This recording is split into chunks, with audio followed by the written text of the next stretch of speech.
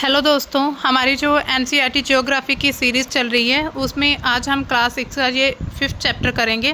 ये चैप्टर है कि पृथ्वी के प्रमुख परिमंडल क्या हैं। इससे पहले हमने पृथ्वी के ब्रह्मांड के बारे में, फिर पृथ्वी की गतियाँ, फिर मानचित्र और जो भी बेसिक जानकारी थी वो कर ली। अभी हम पृथ्वी के जो प्रमुख परिमंडल हैं उनके बारे में हम देखेंगे। तो हम जैसे कि पहले पढ़ चुके हैं कि पृथ्वी एक ऐसा ग्रह है जहाँ पर जीवन संभव है। पृथ्वी के अलावा कहीं पर भी अभी तक जीवन पॉसिबल नहीं है। मानव यहाँ जीवित रह सकता है क्योंकि जीवन के लिए जो भी जरूरी तत्व होते हैं, भूमि, जल और हवा, ये सभी पृथ्वी पर ही मौजूद हैं।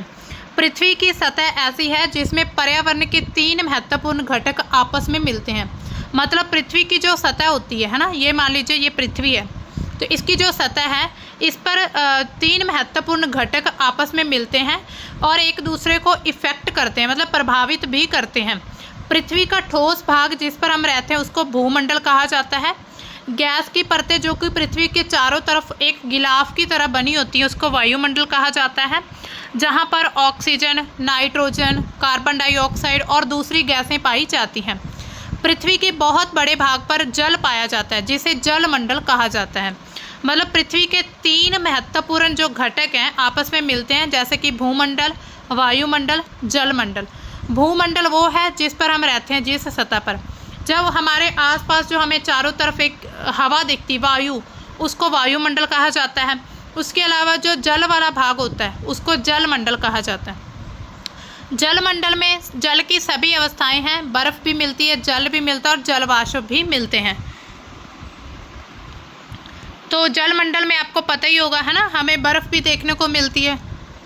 जो माउंटेन्स होते हैं हिमालय, उस पर हमें बर्फ़ ही बर्फ़ देखने को मिलती है। उसके अलावा जल और जो जलवाष्प है ना, ये सभी जलमंडल में मिलते हैं। जीवमंडल एक सीमित क्षेत्र है जहाँ पर स्थल, जल और हवा एक साथ मिलते हैं। इसके अलावा जो जीवमंडल होता है जहाँ पर स्थल मतलब भूमि भी हो, जल भी हो और वायु भी हो, तो एक साथ मिलते हैं, तो इस पर जीवन संभव होता है ना, जीवमंडल कहा जाता है इसे। शब्दों की उत्पत्ति अगर हम देखें तो ग्रीक भाषा में लिथास का अर्थ होता है पत्थर, एटमस का अर्थ होता है वाष्प, ह्यूड्र का अर्थ होता है जल, बायोस का अर्थ होता है जीवन।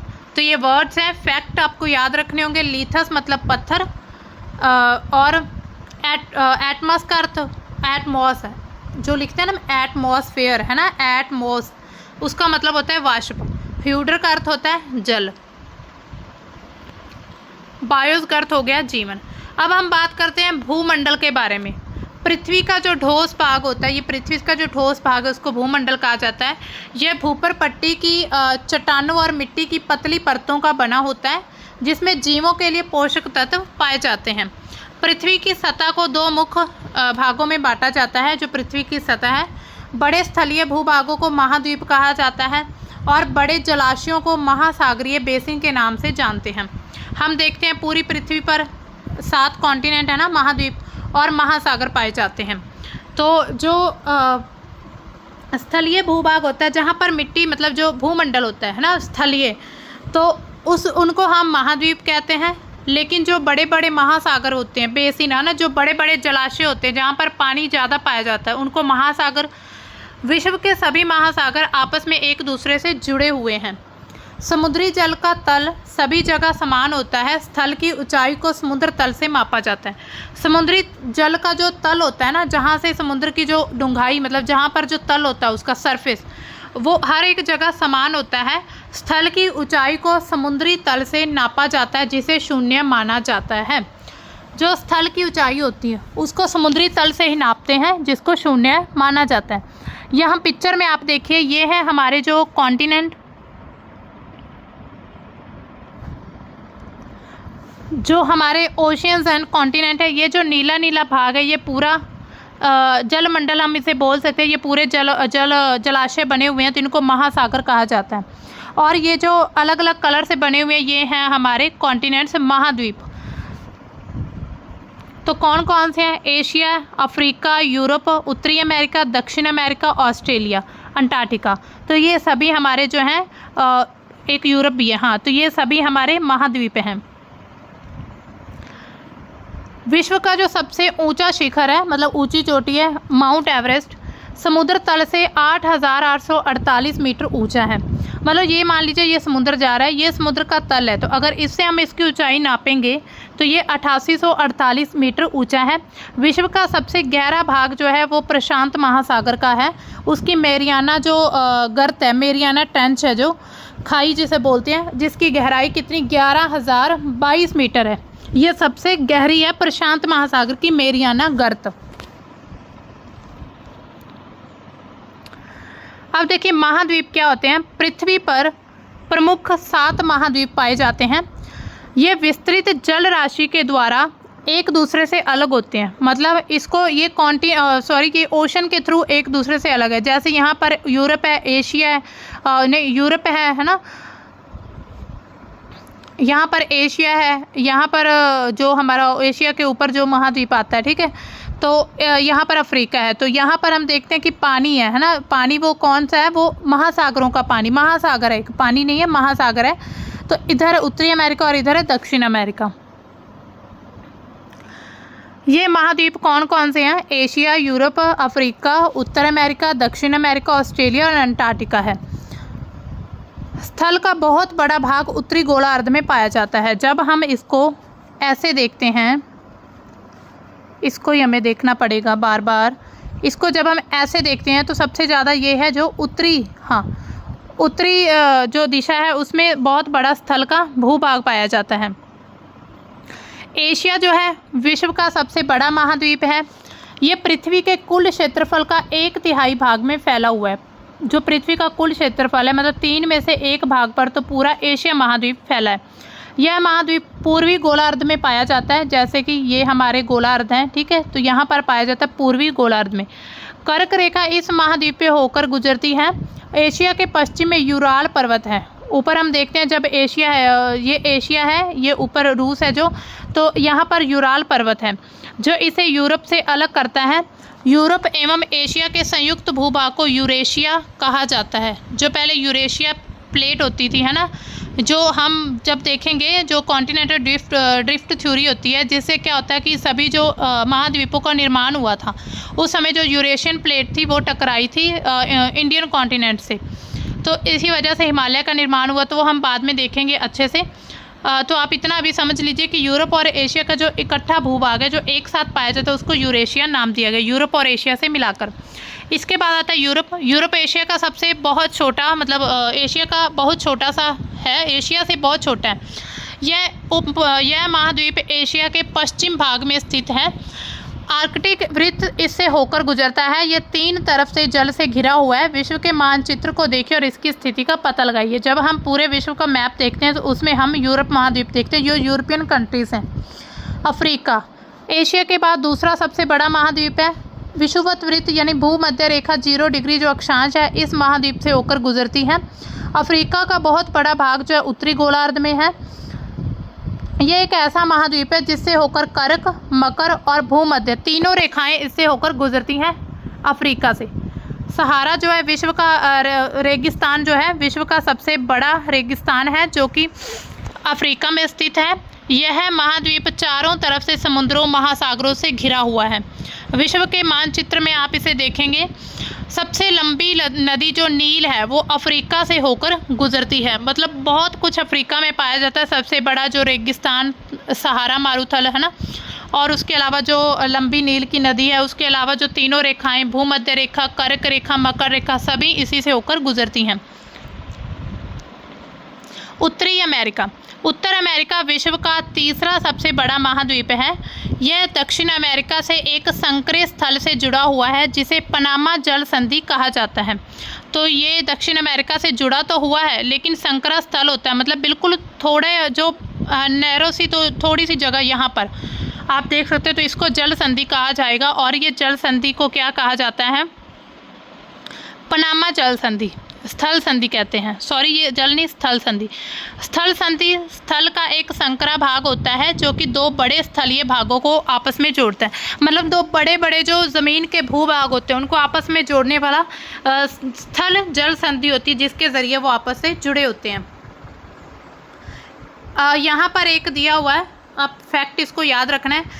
न्यूजीलैंड के एडमंड हिलेरी तथा भारत के तेंजिंग नार्गो शेरपा 29 मई 1953 को पृथ्वी के सबसे ऊंचे शिखर माउंट एवरेस्ट पर चढ़ने वाले पहले व्यक्ति थे। भारत के थे तेंजिंग नॉर्गो शेरपा और न्यूजीलैंड के एडमंड हिलेरी, तो ये पहली बार चढ़े थे।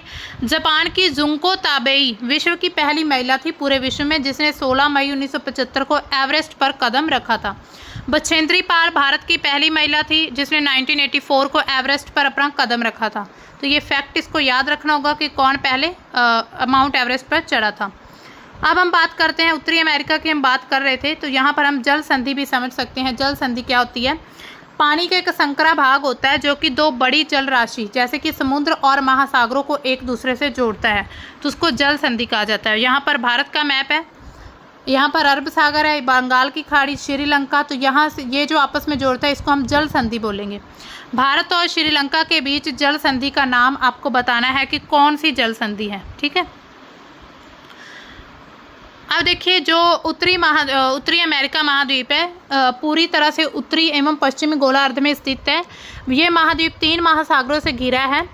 तो अब हम बात करते हैं दक्षिण अमेरिका। यहाँ पर आप देख सकते हैं ये है उत्तरी और ये है दक्षिण। उत्तरी जो है नॉर्थ में, दक्षिण साउथ में है।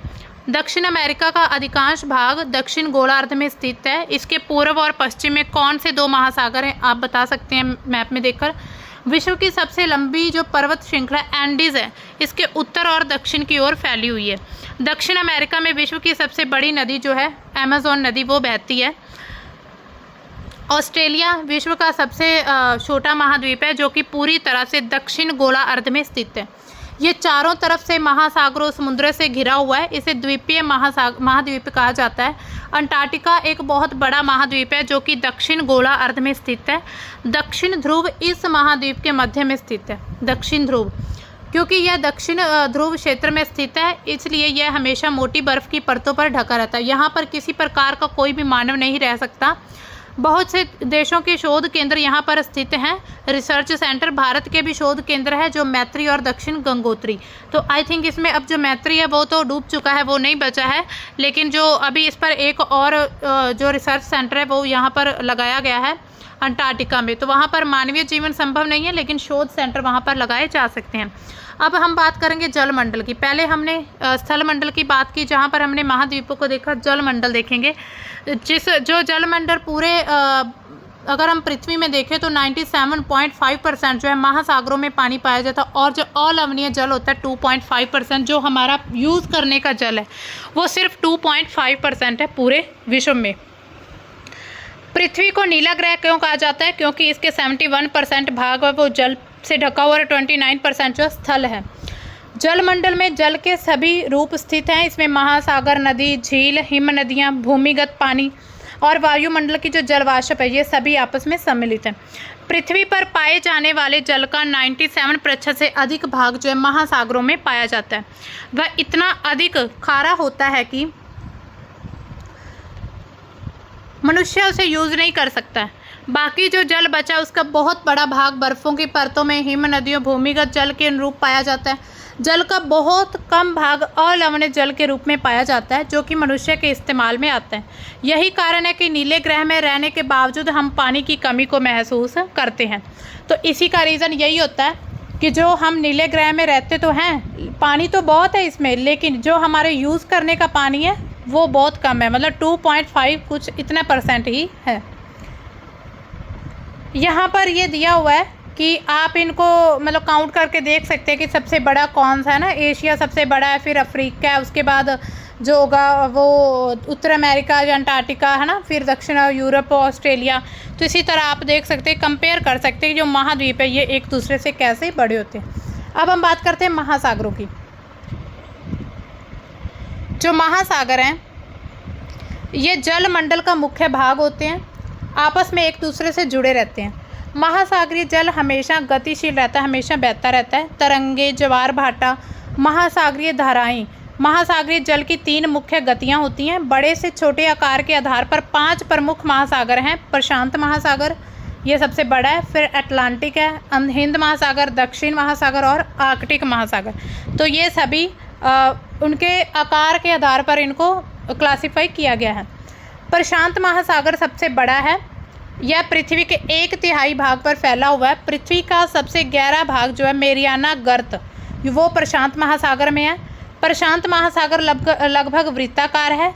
एशिया, ऑस्ट्रेलिया, उत्तर एवं दक्षिण अमेरिका इनके चारों तरफ स्थित हैं।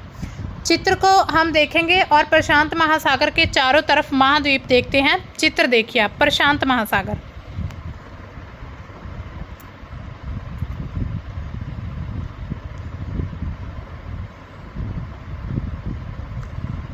तो ये देखिए प्रशांत महासागर हम देख सकते हैं, ये रहा, ये है प्रशांत महासागर। इसमें ऑस्ट्रेलिया है, एशिया, तो इसके आसपास में महाद्वीप हैं ये सारे, ठीक है।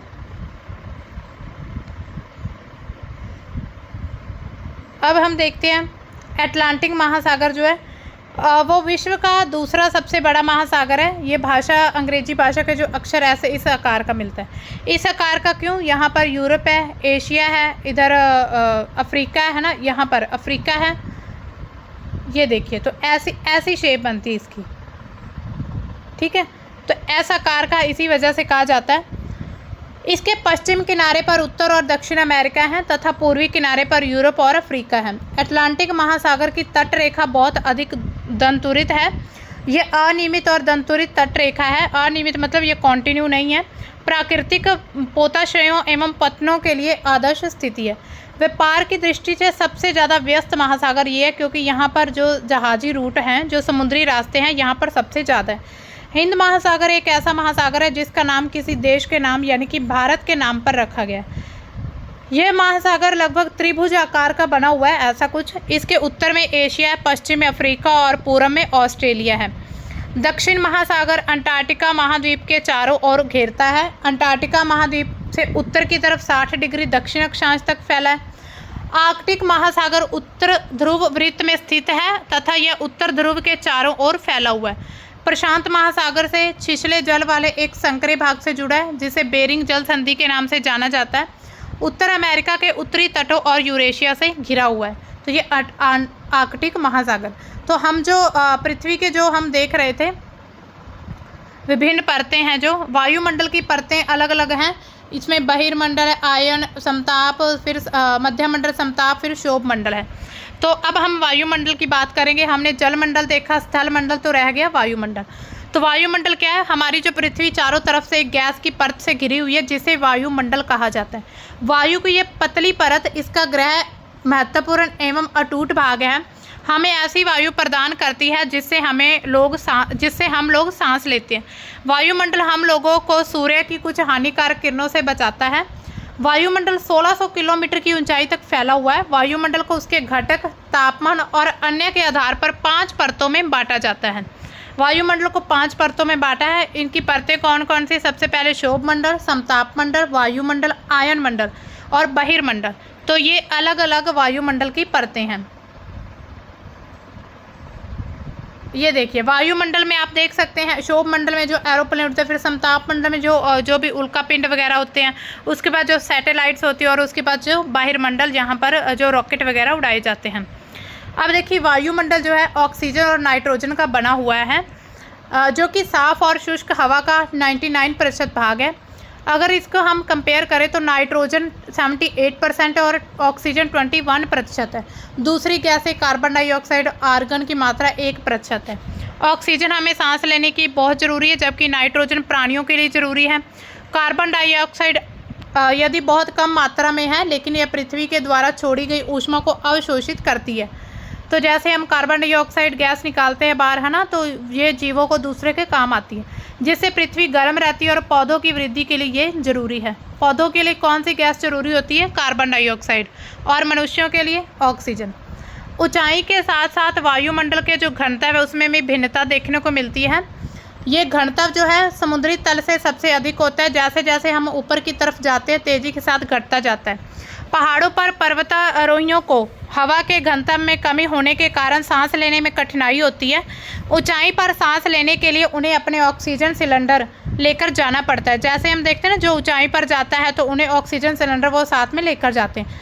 जैसे जैसे हम ऊपर की तरफ जाते हैं तो तापमान घटता है और प्रेशर बढ़ता जाता है। वायुमंडल पृथ्वी पर दबाव डालता है। एक स्थान से दूसरे स्थान पर अलग अलग होता है। कुछ क्षेत्रों में हमें अधिक दबाव महसूस होता है जबकि कुछ क्षेत्रों में कम। मतलब कुछ ऐसे क्षेत्र भी हैं जहाँ पर हमें प्रेशर ज़्यादा लगता है, लेकिन कुछ ऐसे जहाँ पर कम। जैसे जैसे हम पहाड़ों की तरफ ऊंचाई पर जाते हैं तो वहाँ पर क्या होता है, प्रेशर ज़्यादा होता जाता है और तापमान कम होता है। वायु जो है वो हाई प्रेशर से लो प्रेशर की तरफ जाती है। गतिशील वायु को पवन कहा जाता है। जो गति करती रहती है उसको पवन कहते हैं। यहाँ पर एक पिक्चर में सभी को समझिए वायुमंडल पूरा। यह है स्थल मंडल, यह है जल मंडल और यह है वायुमंडल। अब देखिए जीव मंडल क्या होता है। जीव मंडल स्थल, जल तथा हवा के बीच एक सीमित भाग होता है। ये वह भाग होता है जहाँ पर जीवन मौजूद है। यहाँ जीवों की बहुत सी प्रजातियाँ हैं जो कि सूक्ष्म जीवों तथा बैक्टीरिया से लेकर बड़े स्तनधारियों के आकार में पाई जाती हैं। मनुष्य सहित सभी प्राणी जीवित रहने के लिए एक दूसरे तथा जीव मंडल से जुड़े हुए हैं। जीव मंडल के प्राणियों को दो भागों में जंतु जगत और पादप, जंतु मतलब जो जीव जंतु होते, पादप मतलब जो वनस्पति, उसमें बांटा जाता है। पृथ्वी की ये तीन परिमंडल आपस में क्रिया करते हैं, जैसे जल मंडल, स्थल मंडल, वायुमंडल, एक दूसरे को किसी न किसी रूप में प्रभावित करते हैं। जैसे लकड़ी तथा खेती के लिए वनों को काटा जाता है। इससे ढलुआ भाग पर भूमि मिट्टी का जो कटाव है वो तेजी से होने लगता है। प्राकृतिक आपदा, भूकंप की पृथ्वी से सतह में परिवर्तन होता है। हाल ही में सुनामी के कारण अंडमान निकोबार का जो द्वीप समूह था उसका कुछ भाग पानी में डूब गया था। झीलों तथा नदियों में दूषित पदार्थों से प्रवाहित होने से उसका जो जल मानव के इस्तेमाल के लायक नहीं रह जाता। यह जल दूसरे जीवों को भी नुकसान पहुंचाता है। तो ऐसे में तीनों ही आपस में जुड़े हुए हैं। जैसे अगर हम वनों की कटाई करते हैं तो उससे क्या होगा कि भूमि में जो कटाव होता है, भूमि का कटाव वो तेज़ी से होने लगता है। तो इसका मतलब ये है कि अगर हम जंगलों की कटाई करते हैं, हम लकड़ी के लिए, है ना, लकड़ी हमें चाहिए, तो उसके लिए जंगलों को काटा तो इसका जो स्थल भूमि पर असर पड़ा। उद्योग और जो विद्युत संयंत्र हैं, गाड़ियों से जो भी पदार्थ निकलते हैं वायु को प्रदूषित करते हैं। कार्बन डाइऑक्साइड वायु का एक महत्वपूर्ण घटक है, लेकिन कार्बन डाइऑक्साइड की मात्रा में वृद्धि के कारण पृथ्वी के तापमान में भी वृद्धि हो रही है। मतलब पृथ्वी का तापमान दिन ब दिन बढ़ता जा रहा है। इसे भूमंडलीय तापन भी कहा जाता है। इसलिए भूमंडल, वायुमंडल, जल मंडल के बीच प्राकृतिक संतुलन को बनाए रखने के लिए पृथ्वी के संसाधनों को सीमित उपयोग की आवश्यकता होती है। मतलब अगर ज़्यादा मान लीजिए, हो सकता है कार्बन डाइऑक्साइड वैसे तो जीवों से मिलती है, मतलब उससे क्या हो रहा है, तापमान तो बढ़ रहा है, जो पौधे उनकी वृद्धि हो रही है। लेकिन अगर तापमान बहुत ज़्यादा बढ़ गया, मान लीजिए बहुत ज़्यादा बढ़ गया, तो उससे क्या होगा, खतरा हो सकता है ना, क्योंकि काफ़ी प्रदूषण हम देख रहे हैं। वायु प्रदूषण इतना ज़्यादा बढ़ता जा रहा है दिन ब दिन, है ना। वायुमंडल हो रहा है, वायुमंडल में फिर भूमि प्रदूषण भी किया जा रहा है, जैसे कीटनाशक खादों, दवाइयों का यूज़ करके हम भूमि को प्रदूषित कर रहे हैं। जल मंडल तो बहुत ज़्यादा प्रदूषित हो रहा है। कोई भी जो कारखाने लगाए जाते हैं, उनका जो भी रसायन पदार्थ होते हैं, जो भी केमिकल्स होते हैं, वो सभी कहाँ पर फेंक दिए जाते हैं, नदियों में। तो उससे क्या होता है, जल प्रदूषण भी बढ़ता जा रहा है। तो इनको एक हद तक हमें सीमित रखने की ज़रूरत है। तो यहाँ पर आप एक्सरसाइज करके देख सकते हैं, ये आप खुद से करके देखिएगा, आपको अच्छे से प्रैक्टिस होगी। तो आज का ये हमारा चैप्टर इतना ही था। मिलते हैं हम अपने नेक्स्ट चैप्टर में, तब तक के लिए बाय, थैंक्स फॉर वॉचिंग।